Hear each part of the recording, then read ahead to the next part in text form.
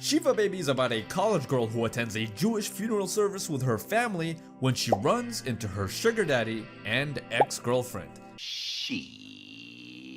And awkwardness ensues. It's an indie movie written and directed by Seligman, which is her feature directorial debut. The movie was initially set to premiere at the 2020 South by Southwest Movie Festival, but the festival was cancelled due to the pandemic. So instead, the movie got released digitally, and the movie's been slowly getting more and more attention. It starts off with this awkward scene between our main character Danielle and her sugar daddy Max, and it sets the tone for the entire movie. Apart from the beginning, the movie is shot in one location. It's in a suburban home, and it takes place in what feels like real time. From the moment Danielle walks into the funeral service all the way to the very end, we're with Danielle the whole time. Oh my God!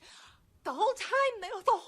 As far as I know, there were no noticeable time jumps. In a lot of ways, it kind of feels like watching a play in a good way. It's very claustrophobic, very tense, kind of uncomfortable, funny, and doesn't overstay its welcome. It's about an hour and 15 minutes long, and the movie ends exactly when it needs to. If you haven't already, make sure to like, subscribe, and hit the bell notification icon for more content, and let's get into the movie. Danielle, who's the main character of the movie, is not very likable. I don't like it. She's intentionally made to not look like this absolutely gorgeous girl that is kinda lost and doesn't realize how beautiful she really is. But if she believes in herself just a little bit, she'd be able to achieve anything she can dream of. Now that is girl power. Danielle is not really a good person, and neither is the guy she's involved with. And she feels very pressured by her family that she should be doing something with her life, and feels very insecure about it. And you can feel this pressure she deals with in the way tension is built throughout the movie. As the movie progresses, it conveys this increased levels of anxiety and claustrophobia. And there's a couple of things that enhance the tension and the claustrophobia of the movie. It isn't just the characters and the situations that they're put in. It's also the music, which is scored like a horror movie, and the camera and how it's sort of zoomed in on the characters' faces for extended periods of time. And it's the constantly screeching baby that's extremely annoying, but also serves a purpose. Throughout the movie, Danielle gets scrutinized by her family about what she's planning on doing with her life, and almost every relative asks, "So, any boyfriends?" No, not yet.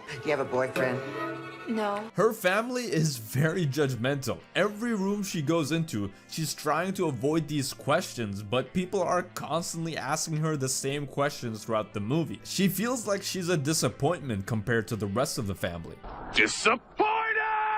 And just from her facial expression and her body language, it's clear that she's uncomfortable just being there. Throughout the movie, she tries to look like she's eating just to try to avoid these people. A lot of the cast reminds me of when I go to like a big family gathering. The movie can feel pretty relatable. You know, apart from the sugar baby aspect of the movie, never done that before. So unrelatable. Throughout the movie, you're not really rooting for anyone. You're kind of just experiencing this awkwardness develop, and you're seeing this character sort of dig themselves into a hole. It's very entertaining. There's no good or evil. There's no real villain.